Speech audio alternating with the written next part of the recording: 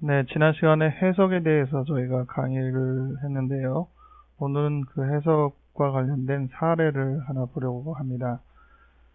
이 사례는 해석에 대한 내용만 적혀 있는 게 아니고 해석에 이르기까지 상담의 처음부터 지속되는 과정을 적어 놓았습니다.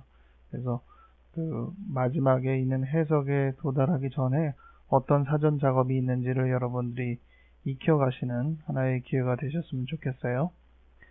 여러분들이 먼저 사례 토의에 있는 이 사례 전문을 읽어주시기 바랍니다. 저는 이제 그 원문을 보면서 중요 부분들을 지목해 가면서 조금 더 부원 설명을 할 테니까 여러분들이 먼저 제가 이 내용들을 짚어나가기 전에 한번 읽어보시고 나름대로 여러분들이 그 읽은 것에 대한 느낌을 가지신 후에 그 다음에 강의에 임해 주셨으면 좋겠습니다. 그러면은 먼저 내용을 보신 다음에 이 페이지로 넘기시기 바랍니다. 상담을 시작하기 전에 치료자가 가장 쉽게 질문할 수 있는 거는 당연히 어떻게 오셨습니까? 이런 질문이죠. 어떤 문제가 있어서 상담을 하러 오셨나요? 이런 문제인데 상담을 시작할 때 치료자가 가장 유념하게 되는 것은 당연히 내담자의 문제입니다. 근데 이 어떻게 왔느냐라고 할 때 제가 대인관계에 어려움이 있어서 왔습니다. 라든지 또 부부 갈등 때문에 왔습니다. 라든지 오늘 이 사례에서는 내담자는 어떤 문제를 가지고 상담을 시작하게 된 건가요? 표면적으로는 어떤 문제를 위해서라기보다도 자신의 이해를 위해서 왔다라고 언급하고 있습니다. 하지만 자신의 이해를 위한 상담이라는 것은 매우 모호하고 광범위한 이유가 되겠죠. 어떤 이런 자신의 이해를 위한 상담을 한다고 하더라도 누구에게나 자신의 문제를 생각하면서 문제를 통해 상담을 시작하는 마음을 갖도록 해야 합니다. 그래서 최근에 갖고 있는 고민이 무엇이냐 이런 질문은 결국은 내담자가 좀 더 자신의 문제에 집중할 수 있게 하기 위해서 치료자가 할 수 있는 질문이죠. 내담자는 이 질문에 관해서 두 가지의 주제를 얘기했습니다. 먼저 첫 번째, 과연 상담 대학원을 진학해야 하는지, 그리고 둘째는 교회에서 청년반에 벌어지는 인간관계, 이 두 가지 이야기를 갖고 고민하고 있다라고 얘기를 했습니다. 그보다 조금 더 깊고 조금 더 장기적인 문제에서 내담자의 어려움을 찾아보자 라고 한다면은 의욕이 없는 주제, 이 부분이 아마 유념할 수 있는 주제라고 생각합니다. 지금도 사람 만나는 것, 결혼을 종용하지만 사람 만나는 게 쉽지 않고 이러한 부분들이 그 내담자의 심리적인 상황을 반영하는 부분들이죠. 여러분은 이 내용 중에서 어떤 내용을 가장 유념하고 주목하셨습니까? 아마 사람마다 다 이 내용들을 보면서 무엇이 중요할 것이다 라는 생각이 다를 거예요. 문제는 치료자가 그것을 정하는 게 아니라는 겁니다. 내담자의 이야기를 이렇게 여러 측면에서 듣되 주된 문제가 무엇인지는 내담자가 이야기하면서 찾아나가는 것이지 내담자는 별로 중요하지 않는다고 하는데도 치료자가 무조건 그거에 더 중요하다고 우기거나 이러한 식은 아니라는 것이죠. 그리고 내담자의 문제에서 어떻게 왔느냐 이런 질문, 어떻게 왔느냐라는 질문이 막연하게 이 내담자의 문제를 생각하게 하는 중요한 흐름이기도 하지만은 좀 엉뚱한 대답을 하는 사람들이 있죠. 어떻게 왔느냐 하면은 차 타고 왔는데요. 뭐 이렇게 대답을 한단 말이에요. 이거는 너무 직설적, 고지식하게 이 단어를 받아들인 면이기도 하지만 실제로 내담자에게 어떻게 왔느냐 할 때 어떤 문제가 있어서 왔느냐보다 더 중요할 수도 있는 부분이 바로 이 상담에 이르기까지의 과정입니다. 이것은 단순히 운송수단의 문제가 아니라 과정의 문제로서는 또 중요한 한 축을 차지하죠. 그래서 상담에 이르기까지의 과정.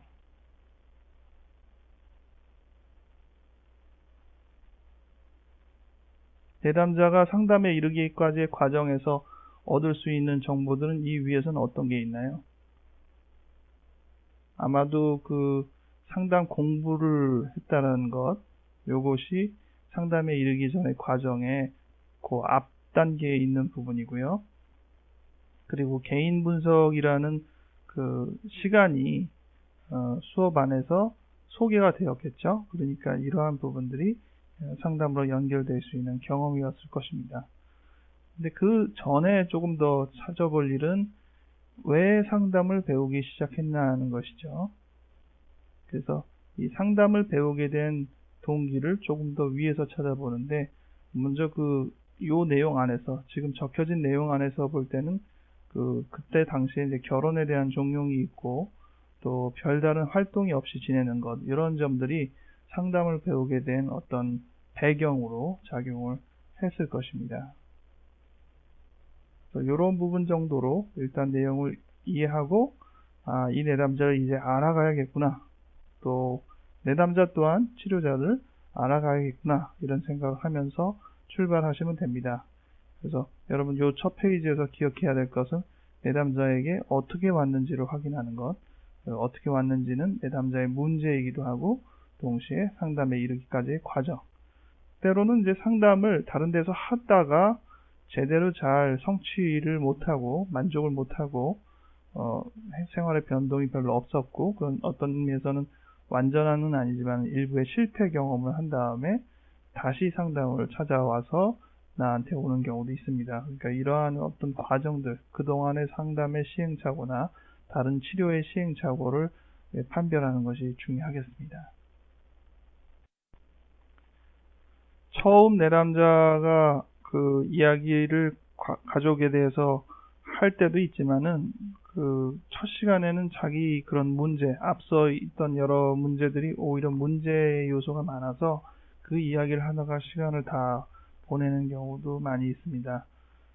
어쨌든 그 가족 관계에 대해서는 첫 시간이든 두 번째 시간이든 가까운 시일 내에 어느 정도의 윤곽은 좀 들어야 될 텐데, 지금 적혀 있는 내용 간단해 보이지만은 이 정도의 내용을 파악하기 위해서 내담자가 일목요연하게 얘기해 줄 때는 간단한데, 내담자가 좀 이렇게 산만하거나 좀 우회적으로 이렇게 돌려서 이야기하거나 장황하게 이야기할 때는 지금 적어드린 정도의 정보만 얻기 위해서라도 꽤 많은 시간을 허비할 수가 있습니다. 그러니까 어쨌든 그 가족관계 그리고 과거력을 살펴보는 것이 앞으로 이 내담자를 어떻게 접근할 것인가, 그리고 지금 왜 내담자가 이러한 고민을 안고 있는가를 이해할 수 있는 중요한 도구이죠. 가족관계를 보통 우리가 그 가계도 그림 그리면서 한다고 하죠. 여러분들 이 지금 설명을 들으시면서 가계도를 한번 그려보시기 바랍니다. 일단 부모님이 계시죠. 그리고 바로 위에 오빠가 있습니다. 그리고 내담자는 둘째고 막내죠. 오빠는 나이가 3살 위입니다. 플러스 3. 그리고 초등학교까지 지방에서 생활하다가 이사를 왔어요. 그리고 중학교 다닐 때 할머니가 돌아가셨습니다. 외할머니죠. 그러니까 외할머니가 같이 사셨는데 외할머니가 돌아가셨어요. 중학교 때.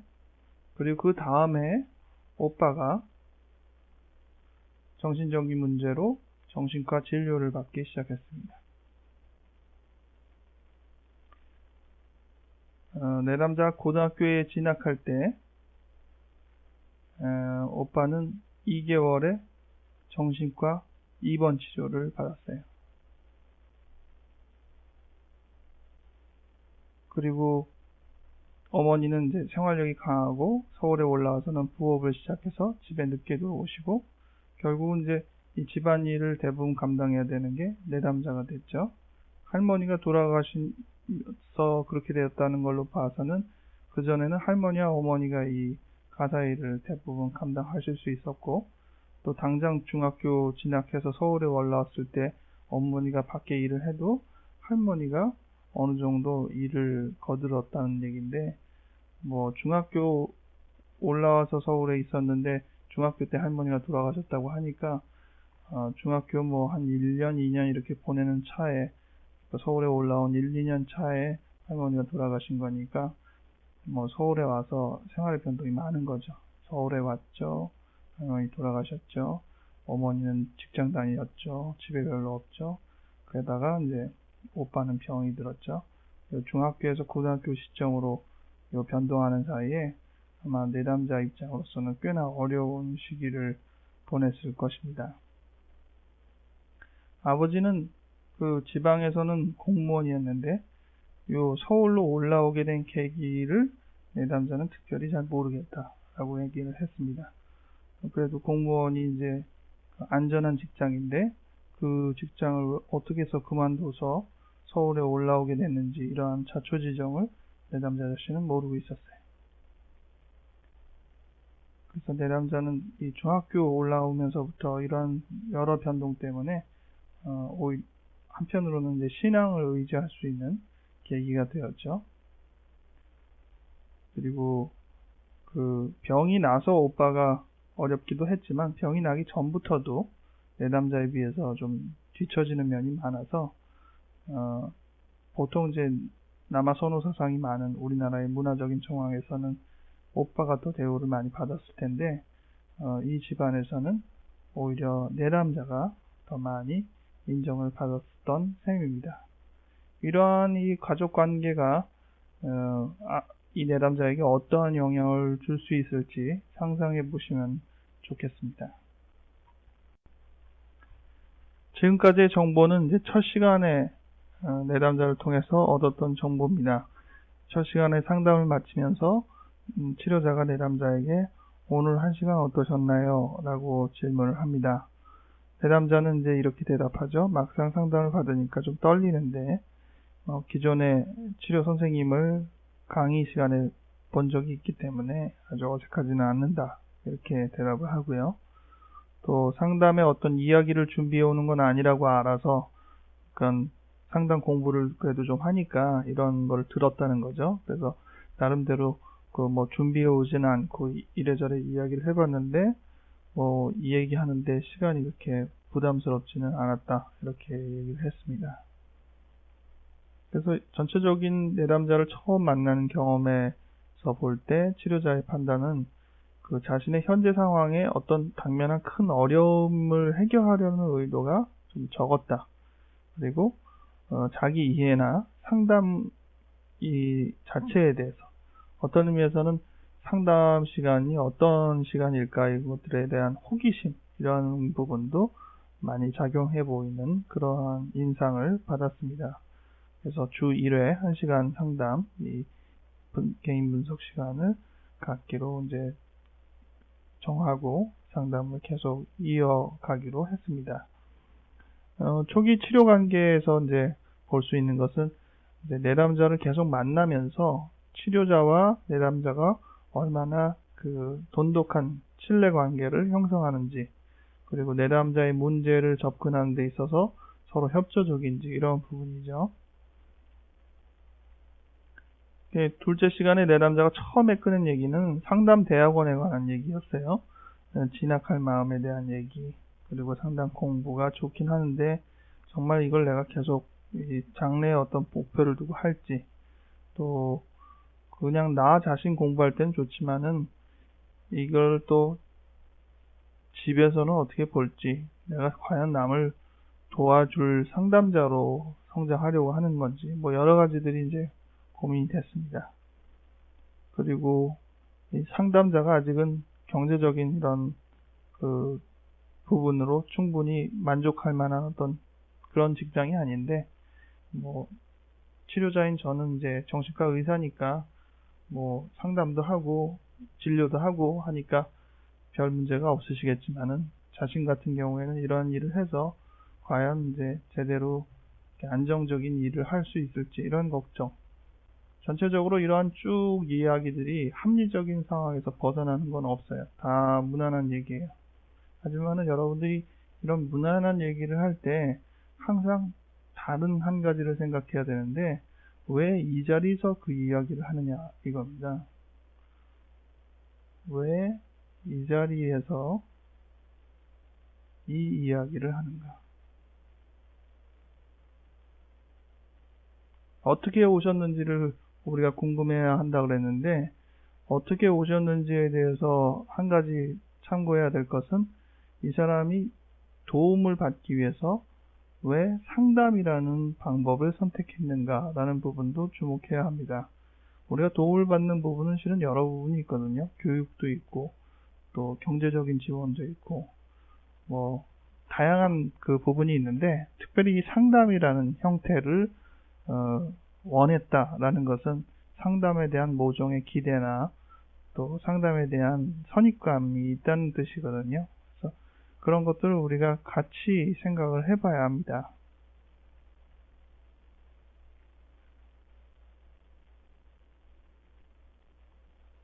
여기 적힌 대로 그 내담자가 상담대학원에 대한 이야기는 꼭 이런 개인 상담 시간이 아니더라도 지금 강의를 듣고 있으니까 우리 강의를 듣는 이 연구원의 책임자, 다른 동료들에게도 충분히 나눌 수 있는 이야기란 말이죠. 그런데 왜 이 자리에서 이 이야기를 하냐 이거죠. 그래서 이러한 질문을 이제 조금 다른 표현으로 해서 치료자가 이러한 이야기가 특별히 본인 개인의 시간인 이 상담 시간에 언급된 이유가 무엇입니까? 라고 물었다는 거죠. 그렇게 물으니까 내담자 스스로가 생각할 때 별 뜻은 없었다. 그냥 얘기했다. 이렇게 얘기하는 거죠. 근데 어떤 이야기를 하긴 해야 되는데 자기 머릿속에서 금방 떠오르는 것이 없기 때문에 그냥 이 이야기를 했다. 이렇게 대답을 한 것입니다. 내담자는 정말 별 뜻이 없을까요? 말 그대로 내담자는 별 뜻이 없을까요? 항상 우리가 우리 자신에 대해서 생각하고 대답할 때 그것은 항상 옳지는 않겠죠. 본인이 생각하는 대답이죠. 조금 더 다른 의도가 섞여 있을 수도 있고 본인은 아니라고 하지만은 그럴 수도 있고 다양한 점들을 우리가 고려하면서 대답을 의미를 파악해야 됩니다. 그래서 치료자는 이렇게 이야기를 했어요. 떠오르는 것을 여과 없이 어떤 주제든 이야기하는 것은 좋은 것입니다. 그러니까 본인이 이 시간에 무슨 얘기를 할지 모르지만 어쨌든 무슨 생각이든 해서 이렇게 얘기할 수 있었다는 건 좋은 거라는 거죠. 하지만은 꼭 이야기를 채워야 할 필요는 없다. 억지로 얘기를 이렇게 끄집어내서 이렇게 시간을 꼭 이야기하는 걸로만 보낼 필요는 없다. 할 말이 없으면 조금 가만히 있어도 좋습니다. 이렇게 얘기를 하니까 가만히 있으면 처음이라서 분위기가 굉장히 어색하고 감당하기 어려울 것 같다고 내담자가 대답을 했습니다. 이러한 부분은 일종의 교육이라고 할 수 있어요. 상담의 처음에 임할 때 이 상담의 문화를 배워가는 것이죠. 내담자가 이 시간에 어떠한 자세로 상담에 임하는 것이 가장 적절한지를 여러 방식으로 이제 가르쳐 주는 겁니다. 초반에는 치료자가 그러한 부분들을 여러 가지들 지도해 줄 필요가 있어요. 그래서 이 상담이라는 현장에 익숙해질 수 있도록, 가급적 빨리 익숙해질 수 있도록 도와주는 것이 필요하죠. 치료자가 이제 내담자가 이제 의대 편입 시험을 봤다는 것들을 알고 있는데 이미 근데 내담자가 이러한 질문을 했어요. 치료자는 언제부터 정신과를 생각했느냐라고 이렇게 내담자가 물어봤어요. 그래서 정확하지는 않지만 고등학교 때부터라고 해도 될 것 같다라고 치료자가 대답을 했어요. 그리고 어떤 것이 궁금해서 그러냐라고 이제 되물으니까 자신 의사를 희망해서 의대 편입 시험을 준비하긴 했는데 정신과에는 관심이 없었다라고 대답을 하는 거예요. 자, 이 부분 일단 지금 처음 시간이라서 치료자에 대해서 이렇게 질문을 할 때 비교적 빨리 치료자가 거기에 대해서 응하고 대답을 했지만은 일반적으로 우리가 통찰 상담을 할 때 이러한 질문, 내담자가 질문을 하면은 치료자가 그 질문에 바로 즉각적으로 그 내용에 관한 대답을 하나요? 네, 배운 바로는 안 하는 것이죠. 만약 치료자는 언제부터 정신과 의사를 생각하셨나요? 선생님은 이렇게 물어본다면은 어떤 것 때문에 그 질문을 하시죠? 이렇게 물을 겁니다. 되질문을 할 거예요. 그래서 그의 의도나 그의 생각을 먼저 더 잘 표현할 수 있도록 도와주는 게 중요한 것이지, 질문에 대해서 상대방의 입장으로 치료자가 대답을 하는 게 급한 문제는 아니에요. 근데 지금 치료자는 이게 상담의 초반이고 내담자가 충분히 질문할 수도 있는 거기 때문에 거기에 너무 부담을 갖지 않고 쉽게 대답을 했습니다. 하지만 반드시 이어지는 것이 바로 어떤 것이 궁금해서 그렇습니까? 라고 원래 꼭 물어봐야 했던 것을 뒤에 묻긴 했지만 이것을 꼭 물어야 된다는 것이죠. 즉 그의 생각, 그가 갖고 있는 상상들, 이런 것들이 표출될 수 있도록 물어봐야 된다는 것이죠. 그래서 그렇게 물으니까 이제 지금 같은 그 정신과와 의사에 관련된 자기 생각이 반영이 됐기 때문에 치료자한테 물었다는 것들이 이제 확인이 된 것이죠. 자기는 정신과에 관심이 없었다라는 것이죠. 근데 지금 자기가 상담 공부를 하고 있으니 참 이거는 특이한 일이다. 예상 밖의 일이다. 그래서 제가 다시 질문을 합니다. 어떤 점에서 의사를 희망했습니까? 라고 물었더니 내담자가 심리학적 심성이 있는 사람이기 때문에, 심리학적 심성은 뭐죠?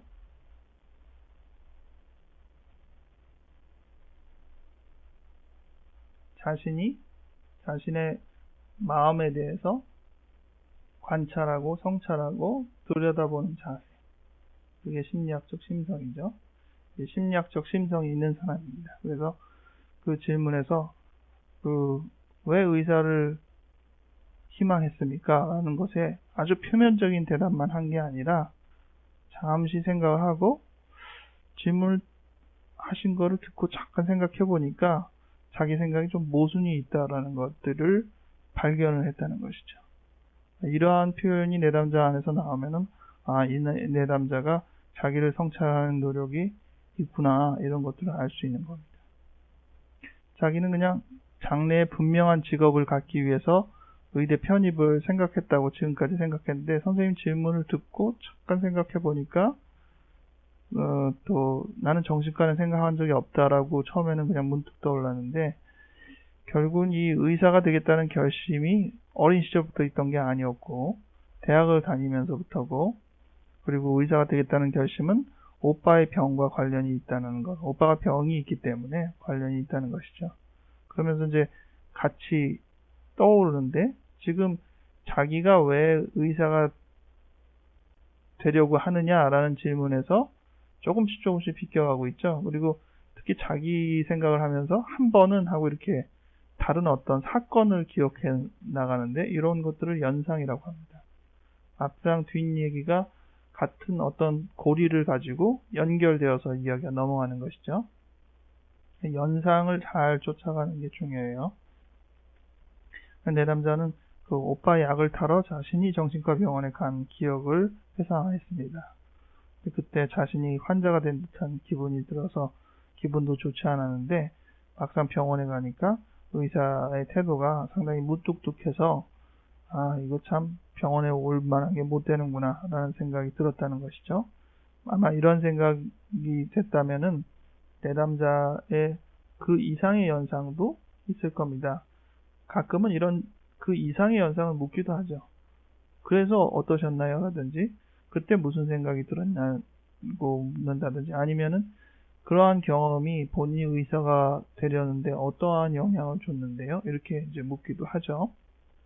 아마도 여기서는 표현이 되지 않았지만은 내담자가 이러한 경험을 통해서 내가 의사가 된다면 안 그럴 텐데 라는 어떤 그러한 연상이 있지 않았을까, 그러한 상상이 있지 않았을까, 의문이 가고 확인해보고 싶은 마음이 들죠. 근데 치료자는 그러한 생각도 있지만은 더 먼저 점검한 게 무엇입니까? 지금 상담하는 분위기는 어떻습니까? 라고 물었습니다. 즉, 내담자가 과거 다른 병원에 간 기억이 있고 그 의사가 무뚝딱하다는 주제를 지금 내담자와 치료자와의 관계로 연결했습니다. 보통 이제 here and now라고 그러죠.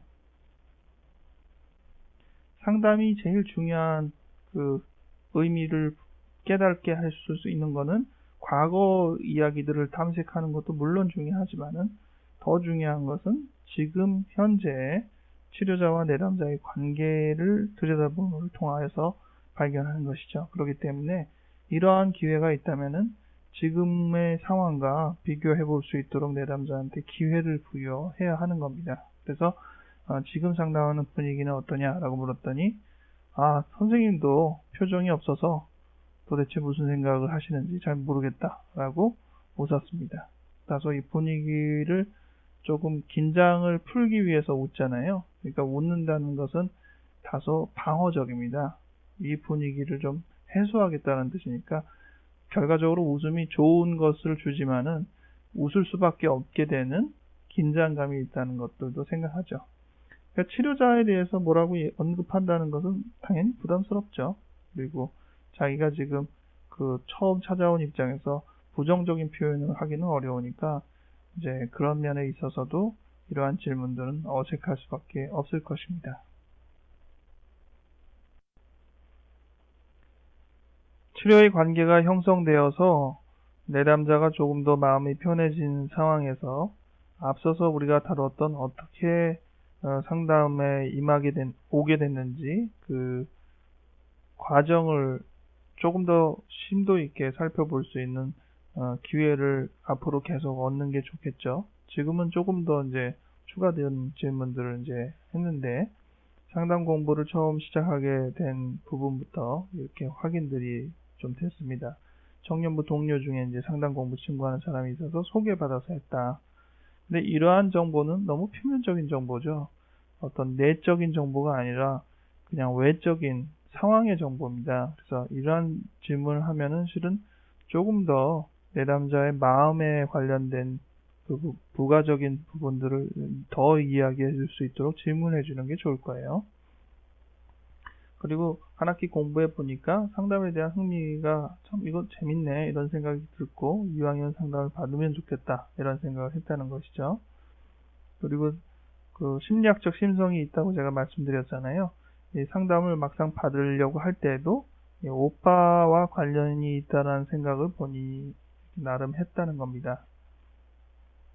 본인이 이제 그 대학 졸업하고 의대 편입 준비할 때 정말 본인 스스로 생각할 때 참 어려운 시기라는 거죠. 오빠 내담자가 고등학교 시절부터 정신과 치료를 받고 몇 차례 입원도 하고 이러한 내담자 중학교 말부터 이제 실은 치료를 받은 거죠. 그랬는데 거북에 그다지 과격한 행동을 보이지는 않았지만은 그냥 과묵하고 교리가 없을 이런 것이지만은 하지만은 그 증상이 심해지면은 실실 웃고 또 말도 안 되는 이야기를 하고 이러한 부분이 이제 지금 내담자 부분은 조금 이제 보류하고 이 오빠의 어떤 경우를 조금 주목해서 생각해 보자면은 전체적인 맥락은 이제 정신분열병이죠. 이러한 특성들을 이렇게 쭉 설명을 들으면서 오빠 정신분열병 환자구나 라는 것들은 치료자로서 어느 정도 그 병리를 공부하고 그런 감을 통해서 알아야 되겠죠. 이 실실 웃고 말도 안 되는 이야기를 하고 이러한 부분들이 증상이 나빠진다는 것인데 증상이 나쁘다는 것은 그 상당히 양면적입니다. 첫째는 이 사람이 더 괴이해지기 때문에 사람들과의 교류를 더 못하게 된다는 의미이기도 하지만은 둘째는 부족하나마 자기의 그 서투른 방법으로 그리고 자기의 그 무질서한 어떤 흐름대로 그 상황 그대로 나름대로의 교류를 시도한다는 것이죠. 오히려 자기의 의지를 발휘하고 자기를 표출하려고 한다는 것입니다. 그래서 그 내담자의 증상은 없애야 하지만은 자신을 드러내고 무언가를 갈망하는 그 자체는 우리가 수용해 줄 수 있어야 되는 것이 치료적인 환경이라고 할 수 있어요. 그래서 이 실실 웃고 말도 안 되는 이야기를 이렇게 할 때 그냥 입원 치료해서 증상을 없애는 것만이 그 본질이 아니라 이 치료를 하면서 좀 과도한 이러한 현상들은 물론 잘 조절을 시키되 어떠한 점이 본인을 드러내고 싶어 했던 것인지를 조금 더 작업해 주는 게 좋아요. 이건 좀 오빠에 관련된 얘기니까 어쨌든 넘어가고요. 근데 하여튼 그런 오빠인데 이제 병원에서는 뭐 그 오빠가 환청이 있다, 피해 사고가 있다 이렇게 얘기를 했지만은 생활하는 동안에 뭐 무뚝뚝하니까 별로 그런 게 없었다는 것이죠. 그냥 답답하고 교류를 잘 못하니까. 근데 그 의대 편입에 실패한 다음에 이 내담자 마음속에서 무기력감이 쭉 찾아오니까 어떤 생각이 들었냐면 나도 병이 생기는 게 아닐까. 오빠도 나름대로의 그 삶의 어려운 점에서 병이 생긴 건데 또 가족 아닌가? 그렇다면 나에게도 유전인자가 있는 거 아닌가? 이런 생각을 한다는 거죠. 그 가족 중에 누가 큰 중대한 병을 앓고 있다 하면은 당연히 이러한 걱정들을 같이 할 겁니다. 그러니까 내담자에게 이게 막연히 생각되는 이러한 부분들이 본인을 힘들게 한다는 것들을 이제 이야기를 했습니다.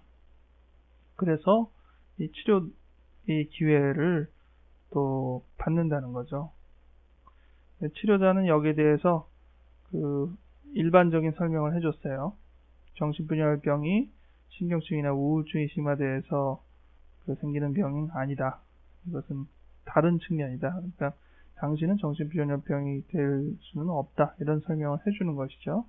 그리고 앞으로 이제 공부 계속 하실 테니까 정신병리과 모여서 이러한 것을 배우게 될 것이다. 라고 이제 치료자가 말했습니다. 이러한 방법들은 상당히 지지적인 방법이죠.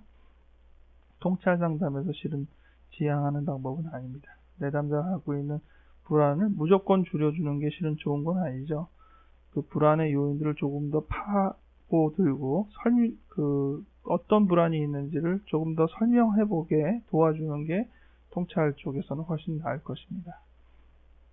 그런데 앞서서도 그랬지만은 먼저 간단히 대답하고 되묻는 것처럼 되게 초반에는 어느 정도는 조금 부담을 줄여주고 그런데 그 불안이 무엇인지를 조금 더 이렇게 설명해주는 경향으로 나아갑니다. 우리가 신체가 아파도요, 무조건 참아서 나중에 수술하자 이러면은 그 고통 때문에 오히려 수술 받기 싫어하게 되죠. 뭐 가령 맹장염이 걸렸다. 전혀 진통제 안 쓰고 무조건 참고 나중에 수술하자 이러면은 다들 아주 기절할 노릇일 거예요. 그렇다고 또 진통제를 너무 많이 줘가지고 통증이 없으면은 괜한 수술하는 거 아닌가 해가지고 수술을 오히려 거부할지도 모릅니다. 그래서 적정한 수준으로 진통제도 모든 통증을 줄이는 것이 아니라 약간 그 사람이 좀 수월한 정도로 약을 써서 하지만 통증 자체는 해결이 되지 않는다는 걸 분명히 알고 수술에 임하게 하는 것이 뭐 맹장염 이런 중대한 병이 걸렸을 때 치료자의 태도일 텐데 여기서도 마찬가지예요. 그러니까 이러한 불안이 있을 때 이 사람이 눈에 보기에 이러한 불안이 상당하게 이 사람한테 문제가 되겠다 그러면은 일단은 약간 급한 불을 꺼주는 것이죠. 설명해주고 안심시켜주고. 근데 어떠한 점들을 조금 더 생각해보면 좋겠다. 이런 부가적인 또 조언들을 줘야죠. 어쨌든 내담자는 덕분에 이제 다소 안심을 하였고 그런 면에서 이제 자기가 이렇게 상담 공부를 하는 게 도움이 된다. 내가 자꾸 알게 되니까 괜한 걱정하지 않게 되는 게 되니까. 그리고 더 이제 나아가서 어떤 사람들은 나처럼 이렇게 막연하게 불안을 갖는 사람들이 있을 텐데 그 사람들한테 좀 더 정확한 길 안내를 하는 그런 사람이 되면 좋겠다라는 생각을 해보았다는 겁니다.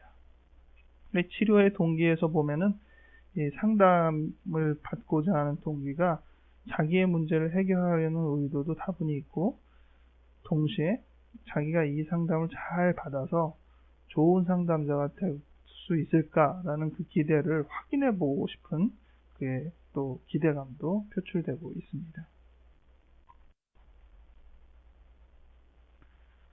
내담자와 치료자의 관계가 조금 더 가까워지면은 보통 다른 사람들한테 일반적으로 하는 얘기보다는 조금 더 실은요 선생님 제가 이런 고민이 있는데요. 이런 식으로 자기에게 있는 그 비밀스러운 얘기 중에 아주 표면은 아니지만 조금 안에 있는 얘기를 하죠. 그리고 더 깊어지면 더 안에 있는 얘기를 하고, 내담자가 표면적으로도 어떤 문제 때문에 지금 요즘 고민하냐고 할 때 대학원 얘기도 했지만은 두 번째로 얘기한 게 이제 그 교회 안에서 있는 그 대인관계 어려움이 있다는 거죠. 근데 그 부분에 대해서 여기서 조금 얘기를 더 하고 있습니다.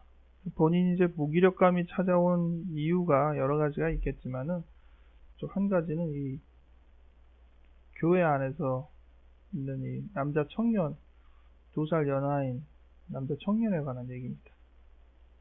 이 친구를 좋아하는 건가? 뭐 이렇게 문득 처음에 이 설명이 아직 나오기 전에 연하의 남자를 좋아하나? 뭐 이런 생각을 아마 하면서 들을 수도 있겠어요. 이야기의 흐름을 쭉 읽어보셨을 테니까 아시겠지만 아주 애매합니다. 이게 좋아하는 건지 누가 좋아하는 건지 굉장히 애매합니다. 그리고 관계도 상당히 모호하죠. 네. 하여튼 그런 얘기를 길게 얘기를 했어요. 여러분들이 치료자라면 이런 얘기 들으면서 이 얘기를 통해서 내가 뭘 어떻게 해줄 수 있을까 이러한 생각을 할 거예요. 여러분들이 도와줄 때 이 내용을 정리하는데 너무 애쓸 필요는 없어요. 내용을 정리하는 거는 치료자가 하는 게 아니라요, 내담자가 스스로 하는 겁니다. 안개와 같이 막 섞여 있는 아주 모호한 이야기들에서 그 흐름을 잘 찾아갈 수 있도록 치료자가 내담자를 도와주는 것이지, 얘기를 듣고 보니까 이게 핵심이네요 라고 치료자가 정리해 주는 게 아니에요. 그래서 이제 그 치료자가 이러한 그 복잡한 얘기 속에서 그 어떤 것들을 이렇게 하나하나 집어줄 수도 있지만 일반적인 표현들을 통해서 내담자한테 조금 힘을 실어주는 게 좋은데, 이런 표현들이죠. 말을 잘 정리하려는 것을 우선하지 마십시오. 그냥 두서없이 얘기하십시오. 저는 이 두서없이라는 표현 참 좋아하는데, 두서없이 얘기하십시오. 그리고 그 이야기들이 어떻게 서로 연결되어 있는지, 또 연상되는지를 살펴보십시오. 이렇게 이제 던져줍니다. 내담자는 이 이야기가 오늘 해서 어떤 해답을 찾는 것도 아닌데, 이러한 이야기를 일단 하고 나면은 내가 혼자서는 참 해결을 하기 힘들었는데 이제 치료자가 같이 해주니까 이 부분에 대해서 뭔가 좀 해결책을 얻을 수 있겠다라는 어떤 기대를 갖게 되죠. 그리고 자기에 대해서도 내가 이 이야기를 통해서 내가 나에 대해서 못 본 것이 무엇이 있으면 볼 수 있으면 좋겠다라는 기대를 갖습니다. 이 기대는 달리 말하면 치료자에 대한 기대입니다. 치료에 대한 기대이기도 하고 치료자에 대한 기대이기도 합니다. 이것은 당연히 이제 전이 감정으로 연결이 되는 것이죠. 치료 초기에 이 관계가 잘 형성이 되면은 어떻게 된다고 그랬죠? 전이 치유라는 그 회복 단계가 이루어진다고 했죠. 근데 그것은 충분한 통찰을 통해서 이루어지는 회복 단계가 아니라 치료자가 내 곁에 있어서 나를 도와줄 수 있다라는 그 마음의 안도 때문에 생기는 회복이라고 할 수 있습니다. 내담자는 어떤 면에서 치료자의 마음에 드는 그러한 행동을 해옵니다. 가령 예를 들어서 이런 부분인데, 내담자가 자기 가족 얘기를 좀 그 첫 시간에 했었잖아요. 근데 이렇게 얘기를 하면서 자기 스스로 생각해 보니까 내가 서울에 이사 온 부분에 대해서 부모님이 어떠한 일이 있었고 왜 서울에 왔는지 실은 내가 잘 대답을 못하네. 그리고 아는 게 없네. 이러한 것들을 스스로 생각했다는 거잖아요. 그리고 이러한 점이 조금 더 분명하면은 내가 나에 대해서도 더 깊이 이해하고 또 그때의 상황에 대해서도 내가 달리 이해를 갖지 않을까 해서 어머니한테 이렇게 확인도 하고, 치료자가 뭐 어머니한테 확인해봐라 이렇게 얘기하지 않았는데도 불구하고 자기가 얘기한 거를 이렇게 되씹어 생각해 보니까 내가 참 대답을 참 못했다, 이런 것들을 점검하고, 참 그렇게 이러한 과정들을 해나가면서 다음 시간에 와가지고 제가 그랬습니다. 그래가지고 이렇게 해봤어요. 그 내지도 않은 숙제를 잘 해오는 듯한 느낌, 참 착한 학생이다 이런 느낌을 받을 수 있는 그러한 이제 내담자가 되는 겁니다. 근데 이럴 때 항상 조심해야 될 것은 그것이 그 진정한 마음에서 우러나오는 자기 이해를 위한 노력일 때도 있지만은 인정받기 위해서 자기가 참 좋은 사람이다라는 그런 평가를 받기 위해서 어떤 의미에서는 기계적으로 나오기도 하고 또는 포장하는 식으로 나오기도 하고 거짓적이라는 표현도 쓰기도 하는데요. 그렇게 남북이 좋은 사람이 되고 싶은 거죠. 그런 노력일 때가 있어요. 근데 막상 그 노력을 하면서 스스로는 힘들죠. 그죠? 그런 사람들은 상담을 하면은 치료자는 참 마음에 들어요. 참 저 사람 자기도 잘 보고 또 깨닫기도 많이 깨닫고 그래서 또 변화도 많이 있구나. 참 훌륭하구나 이렇게 생각하는데 실은 그것들이 다 치료자에게 인정받기 위해서 썼던 일종의 포장이었다라고 나중에 밝혀지기도 합니다. 어쨌든 지금 이 내담자도 그러한 어떤 성향을 보여주고 있어요. 그래서 어머니한테 확인했는데 본인이 그동안 몰랐던 어떤 부분들을 알게 되었다는 것이죠. 그래서 아버지가 자금의 문제에서 뭔가 좀 불미스러운 일이 있었고 또 아버지가 한눈을 팔았다. 뭐 아주 이게 어느 정도의 외도 수준인지는 정확하게 나오지는 않았지만 한눈을 팔았다라는 부분 때문에 결국 이 어머니가 강경하게 이제 주장을 해서 서울에 올라왔다는 거잖아요.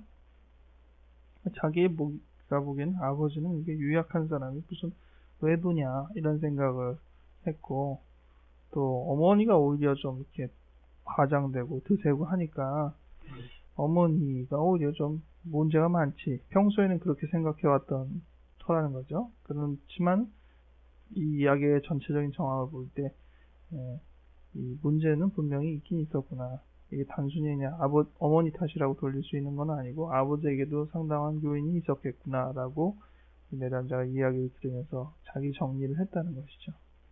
가족의 이야기는 이러한 식으로 재편성되는 때가 많습니다. 새로운 정보를 통해서 좀 더 다른 각도의 자기의 입장을 보고 자기가 그때 또 어떤 생각을 가졌는지에 대해서 자기 입장, 남의 입장 이런 것들을 재고하게 되죠.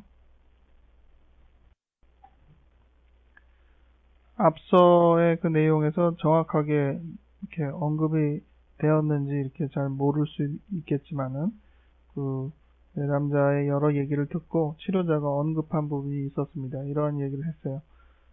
지금 내담자가 30이 됐는데 본인이 여러 가지 이야기를 지금 하고 있지만은 그러한 이야기 중에서 이 성적인 주제가 명료하게 등장하지 않고 있다라는 얘기를 했다는 거죠. 심지어 지금 그 성적인 주제와 관련될 수 있는 얘기가 그 교회 후배 2살 연하의 남자 청년에 대한 이야기도 있고 또 어머니랑 아버지가 그 서울로 이제 올라오기 전에 서로 다투게 된 그 배경 속에 아버지의 외도 부분, 이러한 부분이 있는데, 이러한 이야기들을 해나가는 작업에서 내담자가 이 성적인 주제에 대한 부분들을 많이 회피하는 식의 경향들을 보이고 있었다는 것들을 지적한 겁니다. 또, 이 나이가 30이 됐기 때문에 앞서서 그런 이제 남자 후배에 대한 이야기가 안 나왔거나 또는 부모님의 어떤 성적인 그런 그 부분이 안 나왔더라도 30이 된 여성이다라고 하면은 에릭 에릭슨의 그 8단계에 준하는 이 성인 초기의 주된 주제로 생각하는 이 인티머시, 친밀감의 주제들을 얼마나 내담자가 잘 다루고 있는지를 점검하게 돼야 되거든요. 그런 면에서도 치료자로서는 다른 다양한 이야기와 함께 내담자가 이 인티머시 주제, 이 친밀감이라는 것은 이성과의 관계에서 갖고 있는 친밀감이기 때문에 이성적인 주제가 과연 올라오느냐 이렇게 생각을 해보고 유심히 들어야죠. 특히 우리 기독교인들은 좀 억압적인 특성이 많아서 이런 성적인 주제에 대해서 매우 불필요하다고 취급하고 억제하고 억압하는 성향을 보이는 예도 꽤 많이 있습니다. 그래서 이제 그러한 얘기를 했더니 이제 내담자가 또 그런 생각을 한 거예요. 본인이 스스로 얘기하면서도 서울에 대한 어떤 정보들을 제대로 못 줬고, 서울에 올라올 때 정보를 못 줬구나 이렇게 깨달았지만은, 치료자가 또 당신에게 있어서 성적인 주제가 빈약합니다 라고 얘기한 것이 내담자 스스로에게도 또 하나의 내가 정말 그렇구나 라는 것들을 생각하는 계기가 되는 거죠. 그러고 자기를 돌아다 보니까 이 진욱이 이 2살 연하 남성과의 교류에서도 자신이 그동안 좀 본관치 못했던 내적 감정들을 조금 더 볼 수 있게 됐다고 말을 시작했습니다. 아주 감정이 좀 미묘한데 뭐라고 말하기는 어렵고 논리적이지는 않지만 그냥 떠오르기로는, 이런 표현들은 어떤 의미인지는 모르지만 오히려 더 합리적인 표현, 논리적인 표현보다 훨씬 더 가치 있는 표현입니다. 그의 마음의 심성에 그 깊이에 많이 관련되어 있는 표현이에요. 오히려 논리적인 표현이나 이렇게 잘 정돈된 표현은 포장된 표현이죠. 근데 그의 표현이 뭐였냐? 진욱이가 나와 동성애 관계다. 이러한 연상을 했다는 거예요. 그럼 둘이 다 남자냐? 아니면 둘이 다 여자냐? 이런 생각을 해볼 수도 있는 거잖아요. 어쨌든 사랑의 관계라는 생각을 문득 했다는 것이죠. 그러면서 이야기가 계속 이제 남성성, 여성성, 이 단순히 성을 이제 섹스라는 유희의 주제가 아니라 남성의 남성됨, 여성의 여성됨의 특성과 관련 짓게 되는데, 이 남성의 역할, 남성의 이미지가 자신에게 상당히 유약하다라는 것들을 알 수 있었어요. 아버지, 오빠는 다 강한 존재가 아니다. 부드러운 그러한 이미지다라는 거죠. 어머니나 자신은 여성으로서 볼 때 집안을 책임지고 경제적인 문제도 같이 고민하는 그러한 입장의 사람들이란 말이에요. 그래서 이게 모든 집안이 그런지는 둘째 치더라도 자신이 생각할 때 오히려 그 여자가 일반적으로 생각하고 있는 관념으로서의 그 여자가 아니라 자신들은 어머니나 자신은 오히려 남자와 같은 그러한 역할을 하고 있다라고 스스로 생각하면서 그런 게 아닌가요? 라고 반문을 하기도 하고요. 스스로 생각할 때 확실히 이 문화적인 배경과 우리 집안은 좀 다른 게 아닌가, 오히려 남자들이 여자 같고 여자들이 남자 같지 않은가, 이런 이제 이야기를 하는 겁니다. 치료자는 그렇게 자기에 대해서 돌이켜보고 또 거기에 대해서 의문을 제기하고 또 더 깊이 생각해 보려고 하는 이런 태도, 내적 성찰 작업, 심리학적 심성을 잘 발휘하는 작업이 무난하고 건강하게 잘 이루어지고 있다라고 칭찬을 했습니다. 이러한 작업을 통해서 내담자가 지금 이제 실은 8번 제목은 치료자에 대한 인식인데, 여기까지 무슨 치료자에 대한 인식 부분은 없죠. 하지만 이 작업을 통해서 내담자가 새롭게 생각하는 것은 뭐냐면은 치료자에 대해서 보다 전문적인 치료자 위상을 갖게 됐다는 겁니다. 그 전까지는 뭐 치료자가 그렇게 뭐 대단한 사람도 아니고 뭐 자기랑 비슷한 사람이고 이렇게 봤는데, 오, 치료 잘하네? 이런 거죠, 뭐. 오, 좀 실력도 있고 생각도 좀 있고 그러네? 이렇게 보는 겁니다. 그러면 그런 것들은 이제 여기도 웃으면서 말했다고 그랬잖아요. 이 긴장을 갖고 있는 것이고 그 긴장을 해소하는 방어적인 태도를 보이는 것이죠. 근데 이제 치료자로서 그렇게 보는 이 내담자가 치료자를 새롭게 인식하는 것을 표면만으로 볼 때는 그냥 고맙습니다 라든지 이제 제 진가를 아시는군요 이렇게 얘기하는 게 표면적인 대답이겠지만은, 더 중요한 건 뭐냐, 이 내담자의 그런 시각 자체가 지금 앞서서 얘기했던 그러한 부분과 별다르지 않다는 거죠. 그래서 치료자가 그러한 생각 동안, 그러니까 치료자는 별거 아니라고 생각했는데 이 성에 대한 주제를 나한테 이렇게 쭉 접근하는 걸 보니까 실력이 있는 사람이다 라고 보는 그러한 생각 또한 본인이 갖고 있는 이 남성상 여성상의 주제랑 일치하는 게 아니냐. 그러니까 결국은 치료자가 남자니까 별 볼 일 없는 것처럼 취급한 게 아니냐라는 이제 치료자의 질문을 한 건데, 거기에 대해서 정말 그런 것 같다고 이제 맞장구를 쳤습니다.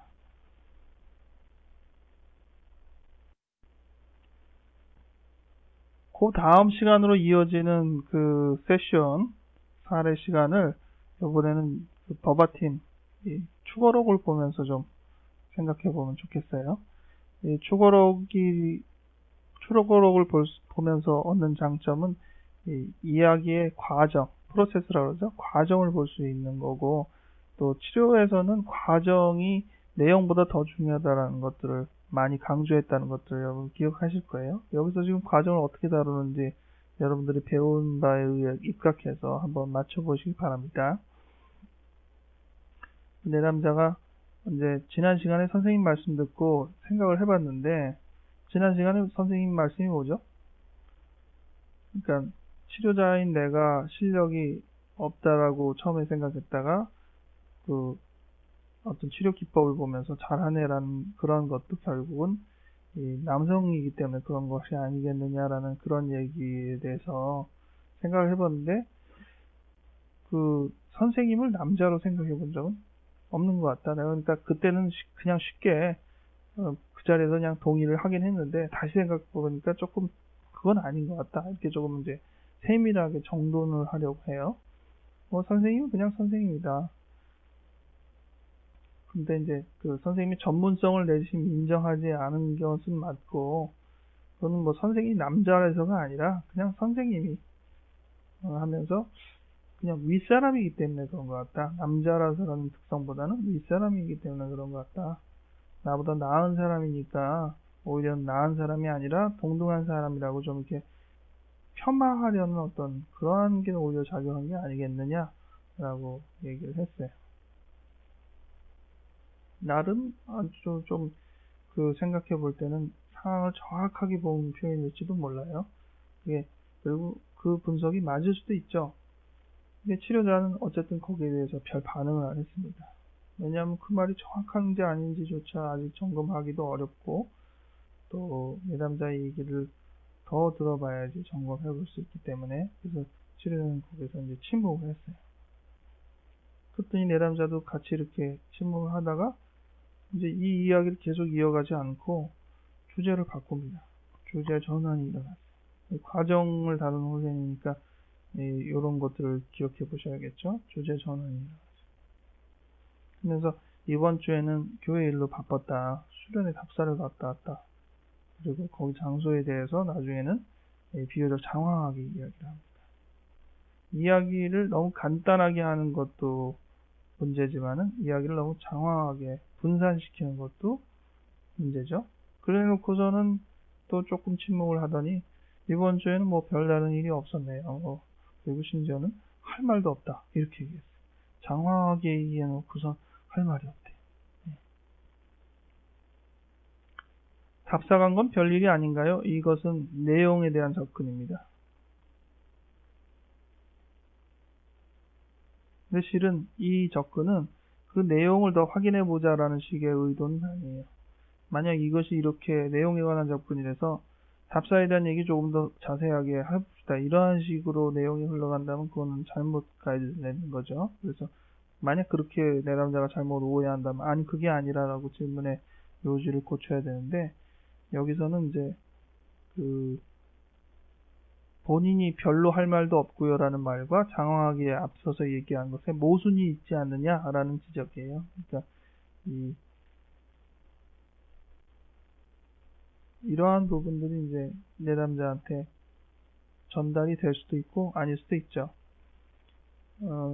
초보 상담자는 이러한 그 부분이, 제가 이제 보통 사례 지도할 때도 그런 얘기들을 좀 많이 하는데, 지금 모순에 관한 지적과 답사갈 건 별일이 아닌가라는 말은 실은 표현이 다르죠. 정확하게 얘기하면은 장황하게 얘기해 놓고 할 말도 없다고 하는 것은 앞뒤가 안 맞네요. 이렇게 말하는 게 아마 그 정확한 표현일 거예요. 근데 답사간 건 별일이 아닌가요? 이 얘기는 좀 더 그 우회적이고 또 본래의 의도를 쉽게 캐치하지 못할 수도 있는 표현이거든요. 그러니까 썩 좋은 표현은 아닙니다. 근데 이렇게 좀 이렇게 우회적이고 돌아가는 표현을 초보 치료자는 훨씬 더 많이 써요. 그래서 저는 사회 지도를 할 때 이런 표현을 가급적 쓰지 말라고 지도를 해줍니다.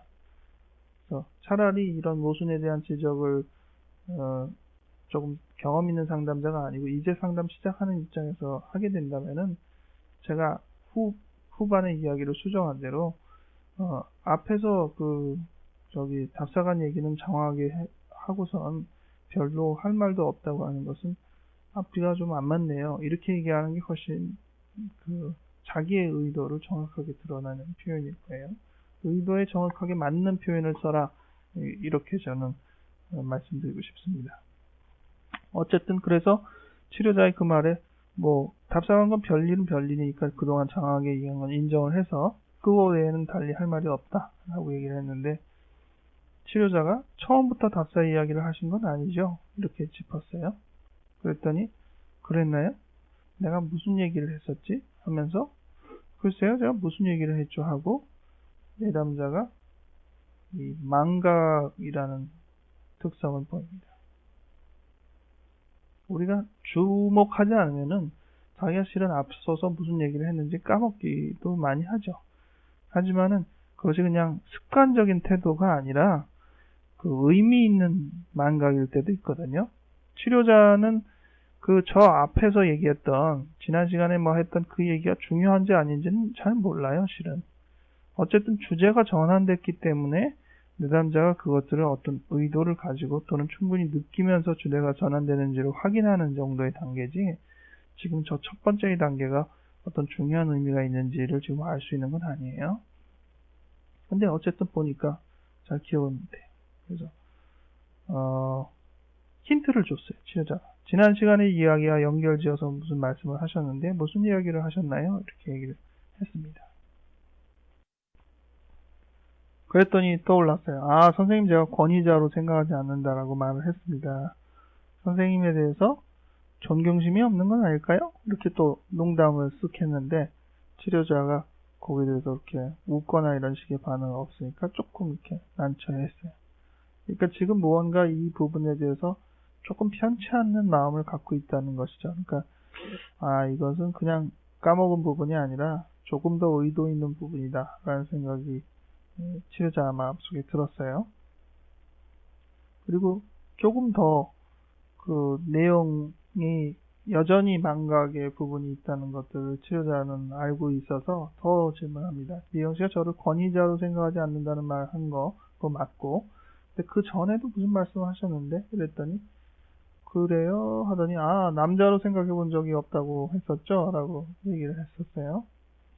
그러면 이제 어느 정도 짚어낼 거는 다 했어요. 그러니까 처음에 실은 그 자리에 내담자가 상담하러 와서 제일 처음 얘기한 거는, 지난 시간에 내가 선생님이 남자로 생각했다라고 선생님이 얘기해서 동의했는데 실은 그렇지 않았다라고 이제 번복한 것부터 시작했으니까, 근데 그것들을 잘 기억을 못해요.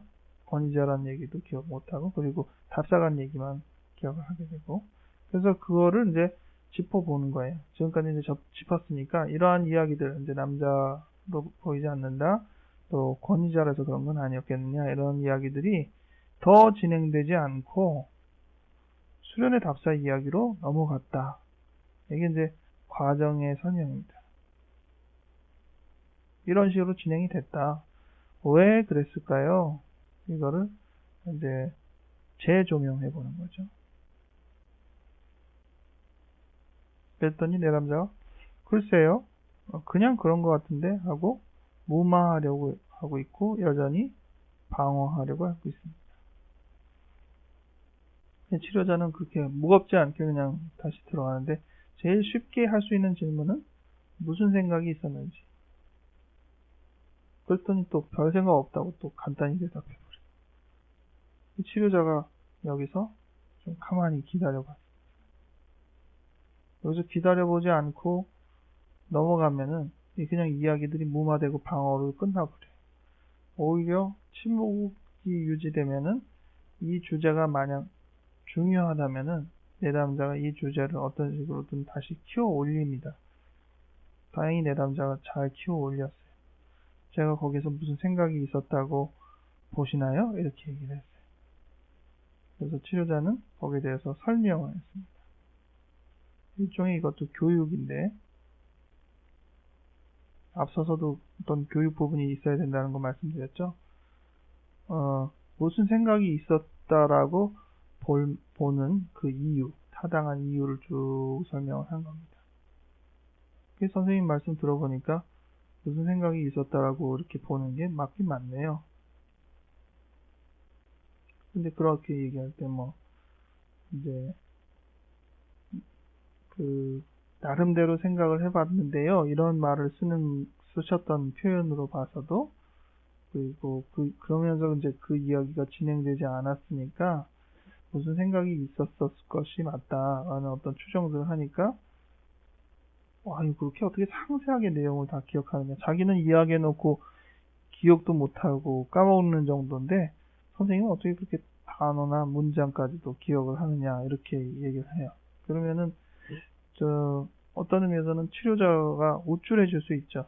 그럼 내가 실력이 좋지. 이렇게 이제 우쭐해질 수도 있는데, 거기에 대해서 치료자도 다소 농담을 했어요.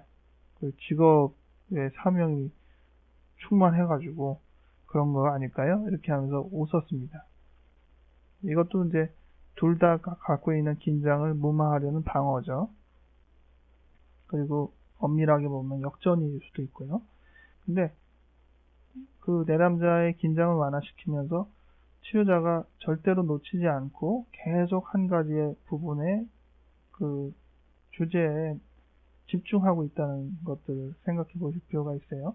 만약 이러한 부분, 상세하게 내용 야, 선생님 대단하시다, 이런 쪽으로 이야기가 흘러가면은 앞서서 지금까지 언급했던 이러한 부분들에서 또 벗어나는 겁니다. 그러니까 내담자는 생각보다 많은 부분에서 실은 지금 벗어나려고 꽤나 애쓰고 있어요. 그것들이 보이세요?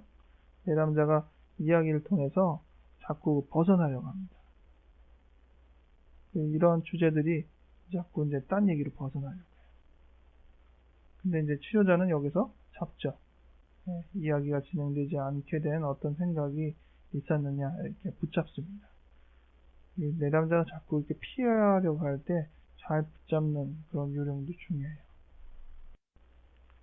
이제 내담자는 그 이야기를 오해하거나 너무 돌아가지 않고, 또 심지어는 자기도 진짜 잊어버렸던 부분의 내용을 기억해내서 이제 구체적으로 말을 하고 있습니다. 그래서 지난 시간에 제가 선생님 전문성을 인정하지 않았던 점을 선생님이 이제 남성성, 여성성 주제랑 같은 것이라고 하셨을 때 그 자리에서는 금방 수긍이 갔다. 근데 집에서 곰곰이 생각할수록 그게 아니라는 생각이 들었다. 그래서 이야기를 한 거다. 조금 길게 설명을 했지만 또 주제에서 벗어나고 있어요. 그래서 치료자가 다시 잡습니다. 그런데 왜 그 이야기를 하다가 금상화제가 다른 데로 옮겼으니까 그때 무슨 연상이 떠올랐나요? 그랬더니 무슨 생각이 떠올랐는지 선생님 물어보셨죠? 라고 해서 다시 이제 잘 봤는데, 그래서 어쨌든 그런 얘기를 했는데 선생님이 반응이 없었다는 거죠. 요게 이제 중요한 거. 선생님이 아무 대답도 안 하고 가만히 있었다는 거죠. 그랬더니 내담자가 어떤 생각을 했느냐? 순간 멍해지더라. 이런 부분이 중요한 부분이라는 겁니다. 내담자가 그 이야기한 의도도 중요하지만 그 내담자의 얘기에 대해서 치료자의 어떤 미묘한 반응이나 또는 내담자의 어떤 생각 때문에 자기가 그 원래 얘기하셨던 그 흐름이 방해받는 거거든요. 그것이 무엇일까? 이것을 잘 주목해 봐야 되는 거죠. 내담자는 여전히 좀 피해가고 있어요. 무슨 뚜렷한 생각이 있었던 건 아니다 라고 하면서 계속 이 부분을 충분히 살펴보려는 노력들을 잘 안 합니다. 치료자가 다시 조금 이제 가이드를 하고 있어요. 멍해졌다는 건 분명히 어떤 반응이 있다는 거 아닌가, 현상이 있다는 거죠. 그리고 그 현상의 주된 이유 중에 하나는 치료자가 별 반응이 없었다는 점. 이 부분을 제가 다시 언급하면서 내담자가 그 부분에 주목하게 해주는 것이죠. 그리고 좀 더 다른 각도로 상황들을 좀 볼 수 있게 하기 위해서 이야기들을 이렇게 이것저것 다른 측면으로 물어보게 되는데, 만약 이런 얘기들은 이제 보통 물어보면서 그 본인이 실제로 갖고 있는 생각들을 더 끄집어내게 합니다. 예를 들어서 이제 만약 제가 어떤 반응을 보였다면은 그러면 이야기가 잘 이어갔을 거냐, 말이 이제 반응이 없었으니까 이어가지 않았다라는 식의 이제 표현이 된 거니까, 그럼 반응 보였다면 이야기가 잘 이어갔을 거냐? 라고 이제 물었더니, 그렇다라고 얘기했어요. 수긍을 하시든 반대를 하시든, 그러니까 꼭 내 얘기를 동의해야만 내가 이야기를 이어가는 그런 건 아니고, 반대를 하셔도 되는데, 어쨌든 반응을 보이셨다면은, 분명하게 자기가 이야기를 끌고 나가기가 쉬웠을 것 같다. 그럴 때, 끌고 나간다는 표현이 눈에 좀 주목이 돼서, 끌고 나가요? 라는 표현을 이제 그대로 이제 끄집었더니, 죄송합니다. 라고 하세요. 그러니까 이런 표현에서 내담자가 갖고 있는 의미가 있다는 거죠. 이 표현이 거슬리는구나, 조금 안 좋은 표현이구나, 이렇게. 끌고 나간다는 표현이 뭐 이상한가요? 제가 이야기를 끌고 나가기 쉬웠을 것 같은데. 뭐 끌고 나갈 수도 있는 거 아니에요? 근데 왜 죄송하다 그래요? 끌고 나가는 것에 대한 이미지가 내담자에게 무언가 부담을 느끼고 있다는 거죠. 되게 이제 끌고 나간다는 것에 대해서 죄송하다고 사과를 하는 것은 내가 치료자의 의견보다 더 앞서 나가고 내가 더 주도권을 쥐고 있는 어떤 뉘앙스를 생각하기 때문에 죄송하다는 표현을 썼겠죠. 그러니까 이것은 그 내담자의 마음을 반영하는 거예요. 치료자는 여기에 대해서 너무 무게를 두지 않았어요. 죄송하긴요. 뭐 말씀하시는 것에 옳고 그름을 분치하는 게 아니니까 오히려 부담 없이 여러 가지 천천히 하나하나 생각해 보세요. 왜냐하면 여기서 너무 무게를 두어가지고는 지금 본래 지금 다루려고 했던 중요한 주제에서 벗어나니까 하나의 핵심에서 계속 사소한 부분으로 이야기들이 흐트러지는 것들을 잘 막고 우리가 주목하려는 과정 자체에만 계속 주목하게 도와주는 겁니다. 다시 또 그 원래의 초점으로 들어와서 반응을 보이지 않고 이야기를 계속하는 건 어떤 느낌일까요? 라고 만약의 가능성을 또 다시 한번 쳤습니다. 아까는 만약 얘기를 하면 이어가겠냐 이렇게 했는데, 만약 치료자가 반응을 보이지 않는데 본인은 그래서 이야기를 이제 계속 진행은 안 했죠. 다른 이야기로 전환했는데 전환하지 않고 그 이야기를 계속 한다면은, 그렇다면 또 어떤 느낌이겠느냐 그랬더니 내 남자가 눈치 없이 자기 주장 계속하는 그런 사람처럼 보일 것 같다.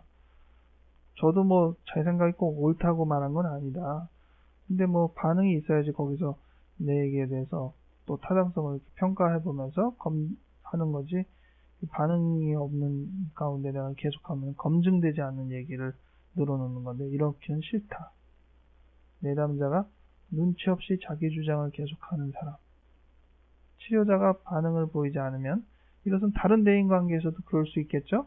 내담자 앞에서 무언가 그 내담자가 자기 주장이나 자기의 생각을 드러내는데 상대방이 거기에 대해서 이렇다 저렇다 반응이 없으면은 거기서 계속 자기 주장을 하거나 이렇게 하기가 어려운, 스스로 자기가 자기를 양보하는 그런 측면이 있을 것 같다라는 가능성을 제기할 수 있죠. 치료자는 그 부분을 그 질문 형식이지만은 이제 충분히 요약했습니다. 막연한 상황에서 자기 생각을 계속 이야기하는 것은 눈치 없이 계속 자기 주장을 하는 거란 말이죠. 라고 이제 내용을 정리해 줬어요. 막연한 상황에서 계속 자기 얘기하는 것, 이것은 결국 눈치 없이 계속 자기 주장하는 것.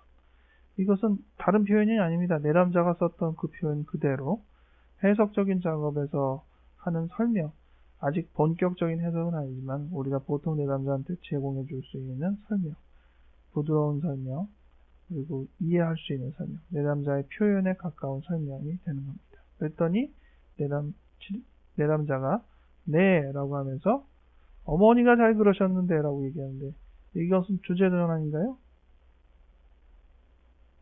주제 전환일 수도 있죠. 하지만 지금의 상황은 이 상황과 관련되어 있는 정보로 넘어갔기 때문에 주제 전환이라고 보기보다는 연상이라고 보는 것이 더 맞을 겁니다. 막연한 상황에서 자기 생각을 계속 얘기하는 대표적인 인물로 누가 나왔죠? 어머니가 나왔어요. 그러면 뒤집어 얘기하면 나는 어머니처럼 하긴 싫다는 거죠. 네. 그래서 치료자가 그 부분을 또 정리했습니다. 이 정도면은 직면과 해석에 관한 레벨 단계 정도로 가죠. 왜냐하면은 이 지금까지의 과정을 통해서 치료자와의 관계, 또 타인과의 관계 이런 부분들이 나오니까. OTP 기억나세요? Other, Transference, Parent. 삼각형 기억나시죠? 지금 이러한 주제가 이 안에서 같이 언급된다는 거 느껴지세요? 그래서 이제 치료자가 말을 했습니다. 제가 반응이 없자 이야기를 계속하지 못한 점에 대해서 이야기하다가 어머니에 관한 이야기로 넘어갔네요. 이것은 단순한 과정에 대한 지적이죠. 과정이 그렇게 가고 있다라는 걸 지적한 건데, 내담자가 이미 치료자가 해야 될 얘기를 바로 했어요. 그 점이 서로 비슷하다고 여기서 말씀드린 거다. 치료자가 맞다, 잘했다, 이런 걸 연상이라고 한다. 어떤 생각이 다른 생각과 고리로 이어지듯 연결이 되는 것이 연상이다. 이런 것도 교육이죠. 그리고 연상을 잘 쫓아가 보면은 자기 생각의 흐름을 잘 알 수 있게 됐다. 여기서 이제 조금 더 적극적으로 얘기를 하게 되면 이 얘기를 통해서 어떤 얘기까지 할 수 있는 거예요? 당신은 어머니의 이 부정적인 측면을 흉내내고 싶지 않군요. 이렇게 이제 얘기할 수 있겠죠. 답습하고 싶지 않군요.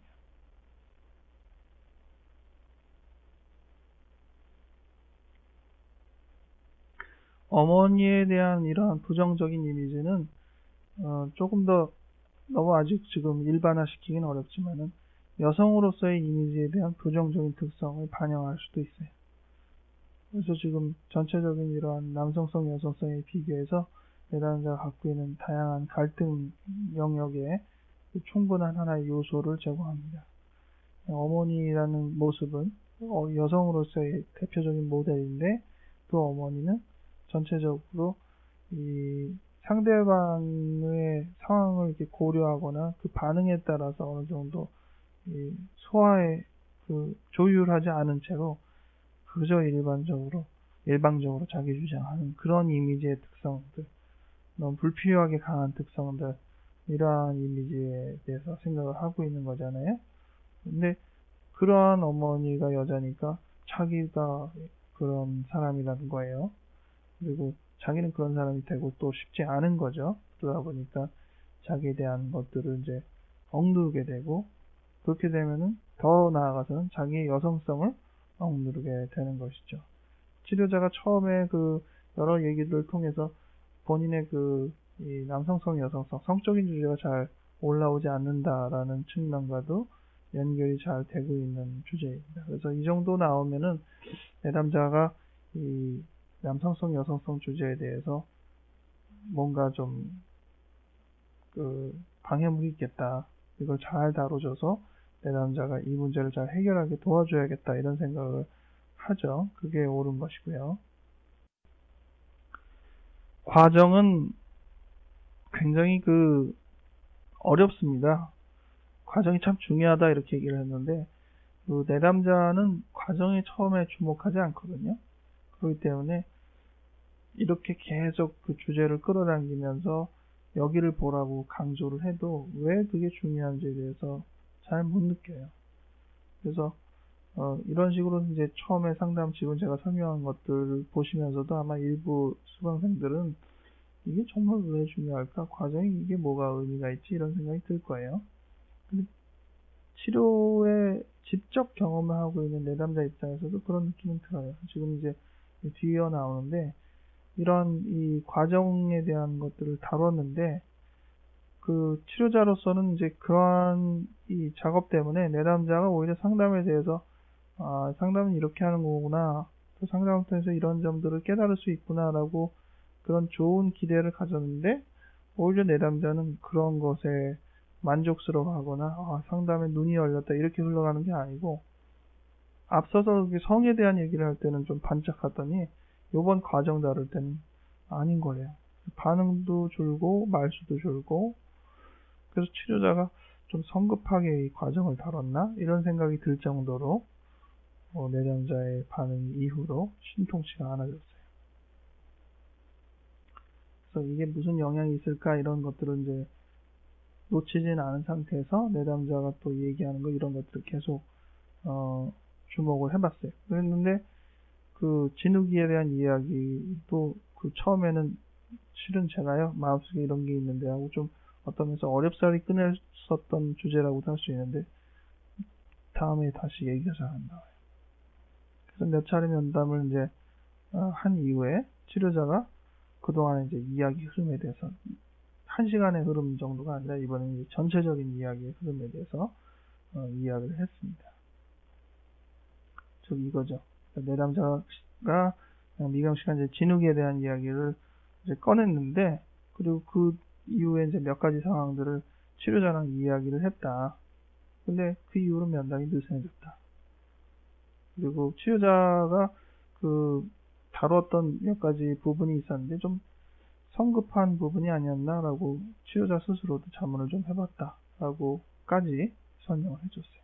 그랬더니 내담자는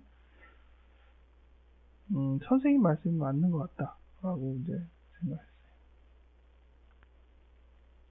그 어떤 의미에서는 본인이 그 경험이 나쁜 건 아니었다라고 다시 또 설명합니다. 그 이야기가 나오기 전까지는 상당히 밋밋했는데 그 이야기가 되고서는 상당히 뭔가 다르구나라고 신기하기도 하고 아주 신선한 경험이었었다는 거예요. 그게 나쁜 거는 아니었다는 거예요. 근데 막상 좋았는데 이후로 상담에 대한 의욕은 오히려 가라앉는 느낌을 받는 게 사실이었다라고 이제 내담자가 인정을 한 겁니다.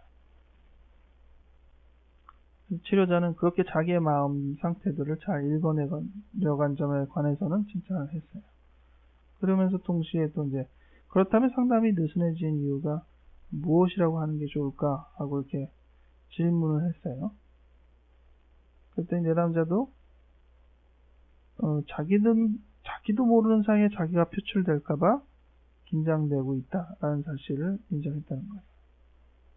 그러니까 이제 이 과정을 다루는 세밀한 그 작업을 통해서 내담자가 내 마음속에 이런 게 있다니라는 걸 발견하는 건 좋은데 동시에 어떠한 불안이 올라오냐면은 이거 나도 모르는 게 튀어나와서 나조차도 감당을 못하면 어떡하나 이런 걱정이 올라오는 거예요. 저항이 바로 그겁니다. 지금 저항 다루는 시간이잖아요. 요 10번이. 그러니까 마음속에서 오히려 그전에는 나를 이해해야지라고 했는데 나를 이해한다는 내가 받아들이기 싫어하는 모습이면 어떡할까? 전혀 예상치 않은 모습이면 어떡할까? 이러한 불안이 이제 올라오다 보니까 차라리 그냥 지금 아는 수준으로 머무는 게 어떨까? 이렇게 이제 저항을 하는 거예요. 그래서 그 전까지는 치료자와의 교류가 뭐 또 별 부담이 없었는데 치료적 작업이 한번 있으니까 이 치료자 앞에서 자기를 잘 포장하지 못할 수도 있는 거 아닌가 이런 걱정이 되는 거예요. 근데 치료자는 거기에 대해서 수긍하고 공감을 하고 하지만 그 부분은 극복해야 된다. 저항을 극복해야만이 상담의 깊은 부분으로 나아갈 수 있다라고 격려를 했습니다. 그리고 나서 내담자가 꾼 꿈을 다음에 가져왔어요. 이 꿈은 언제나 꿈은 어떤 상황이든 꾸지만은 이러한 그 정황 속에서 꾼 꿈은 상담을 이해하는 것에 또 자기를 이해하는 과정에 중요한 틀을 제시하는 것이거든요. 꿈의 해석에 대해서는 우리가 과거에 한번 다뤘기 때문에 그 방법에 의지해서 여러분들이 작업을 보면 돼요. 지금 꿈 내용이 있고 그 꿈에 대해서 다양한 연상들을 쭉 했어요. 근데 이 꿈의 내용에서 치료자가 고려가 됐는지에 대해서 명확하지 않았습니다. 그렇죠. 이 위에 있는 쭉 얘기해서 어떤 치료자가 직접 나타났다거나 이러면 좋은데 치료자가 등장하진 않았어요. 그런데 치료자는 이 꿈의 이야기를 듣고 이 부분은 치료자와 관련이 있다라는 부분들을 좀 느낄 수 있어야 된다 라고 치료자가 얘기를 해줬어요. 그러니까 요 위까지 요 위까지는 내담자가 스스로 발견해낸 것이고, 요 밑에는 치료자가 조금 더 부연 설명을 해서 이런 부분도 더 느껴봐라 하는 부분인데, 그 중에서 가장 한 가지 좀 특정적인 부분은 치료자에 대한 부분 고려를 해라. 그리고 여성성도 고려해라. 여성성은 뭐 지금까지 계속 언급된 중요한 주제이기 때문에 왜 여성성을 고려해야 되느냐, 합리적인 설명을 조금 더 붙이기 위해서 여기서 이제 설명을 붙였습니다. 그래서 이런 점 때문에도 그러니까 여성성에 대해서 더 생각해봐라. 그리고 왜 치료자에 대해서 생각해봐야 되느냐, 이러한 측면 때문에. 그러니까 여기에서 지금 생략이 돼 있지만 이 꿈을 꾼 다음에 내담자가 그 꾸고 딱 깼을 때 이거 선생님한테 얘기해야지 이런 생각이 문득 들었다는 점은 이것이 꿈 안에서 치료자와 관련된 부분이 있을 것이라는 것이죠. 다음 시간에 뭐 꿈을 작업하자 이런 것도 아니었는데 이런 생각이 문득 들었다는 것은 이 꿈이 이제 특별히 치료자와 또는 치료와 관련이 있다는 것은 분명한 것이죠. 여러분은 이 꿈 내용 여기까지만 딱 보고 이 안에서 치료자의 요인들을 발견하셨나요? 혹은 이 정도 얘기만 듣고 여기에 치료자의 어떤 특성들이 있을까라고 이렇게 염두를 두셨나요? 어떤 흔적이 없어도 실은 우리가 치료자와 관련이 있는 것은 아닌가라는 생각은 꼭 하는 게 좋다고 말씀드렸죠. 그래서 그런 의미로라도 얘기를 한번 던져보는 건 필요합니다. 내담자는 치료자의 이제 조언에 따라서 생각을 해보더니 이 치마를 밟은 사람이 치료자의 부분이라는 생각을 했어요. 치료자도 거기에 동의합니다. 그래서 조금 더 설명을 했죠. 그렇다면 제가 당신의 치마를 밟아서 수치를 드러낸, 그 치마가 밟아서 찢어진 거니까 치료자가 내담자의 치마를 벗긴 겁니다. 그런 표현은 굉장히 과격한 표현이 되죠. 내가 당신의 치마를 벗겼군요. 이렇게 얘기를 하면은 조금 이제 우회해서 당신의 치마를 밟아서 수치를 드러낸 셈이 됐군요. 이렇게 약간 우회했지만은 이 말에 내담자가 이제 긴장하는 눈빛이 역력하고, 그리고 앞서서 한 얘기들도 다시 이렇게 쭉 점검을 하는데 치료자를 남자로 본 적은 없었다라는 과거 자기 표현에서 자기가 말을 던져놓고서도 그 말이 맞고 틀리고를 떠나 자기가 뭔가를 자꾸 가리려고 한다는 것은 자기도 좀 느낀다는 거죠. 뭔지는 잘 모르겠지만. 그래서 치료자나 내담자나 이러한 막연한 어떤 의미에서는 그 과정을 다룬 이후로 제가 생략을 해서 그렇지만은 꽤 오랜 시간을 실은 좀 의미 없고 두서없는 그러한 다른 이야기로 몇 주간을 이야기를 흘러가면서도 결국은 이 중요한 주제로 다시 되돌아올 수 있었다는 것은 그만큼 이제 치료적인 협조가 잘 됐다는 뜻이 돼요. 그래서 내담자는 결국은 이 무엇에 대한 문제를 치료 관계에서 드러냈느냐, 이 치료자의 남성성을 인정하기 싫어하면서 그것에 또한 영향을 받고 있다는 것을 서로가 어느 정도 알게 되는 겁니다. 치료자를 권위자로서만 그냥 표현하고 싶고 치료자의 전문성으로만 얘기하고 싶지만은 가장 부담스러운 얘기는 치료자가 남자로서 표현되는 작업에 대해서는 많은 방어를 한 거죠. 왜냐하면은 그것을 인정하면은 치료자를 상대로 취급하는 상대적인 의미에서 내담자 스스로의 여성성이 이제 강조돼야 되는데 이게 내담자로서는 유쾌하지 않은 심정인 거예요. 그렇다면 왜 꿈에서는 이 치마를 밟아서 이 수치를 드러내는지 다른 사람들은 아무것도 모른 척하고 다 가만히 있고 이런 식으로 설정이 됐을까요? 그런 생각 해보세요.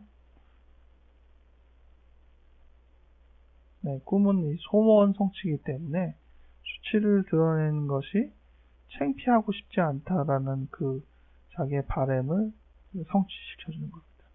일반적인 현실 상황에서는 반대 현상이 일어나겠죠. 하지만 꿈이기 때문에 자기가 전혀 다른 사람한테 방해받지 않은 상태에서 자기의 여성성이 드러나고 수치가 드러나는 점들을 경험해보는 그러한 소원 성취의 장이 꿈이 되는 것입니다. 결국은 내담자가 지금까지의 작업을 통해서 그동안 자기가 쉽게 할 수 없었던 가족에 대한 비밀들을 얘기했습니다. 이 이야기는 결국은 남성성, 여성성의 주제와 관련된 것이기 때문에 숨겨져 있던 얘기고, 심지어는 자기도 떠올릴 수는 있지만 웬만해서는 가려져 있던 이야기라고 할 수 있죠. 내용은 여러분들이 읽어보셨을 테니까. 할머니가 돌아가신 후에 이제 중학생인데 집안일을 해야 되니까 오히려 짜증이 나고, 근데 그런 내담자한테 별 도움이 안 되고 걸림돌만 되는 오빠. 그러던 어느 날 내담자가 속옷이 없는데 나중에 보니까 오빠 방에서 나오고, 그래서 참다 못해서 오빠가 이게 미쳤냐, 정신이 있는 거냐 없는 거냐, 당연히 흥분하죠. 정신과 치료를 아마 정보를 쭉 추적해보면 병원을 이미 다니고 있는 시점이라고 볼 수 있어요. 아주 현격하게, 입원까지는 아직 안 했지만 정신과 치료를 이미 다 받고 있는 단계라고 볼 수 있습니다.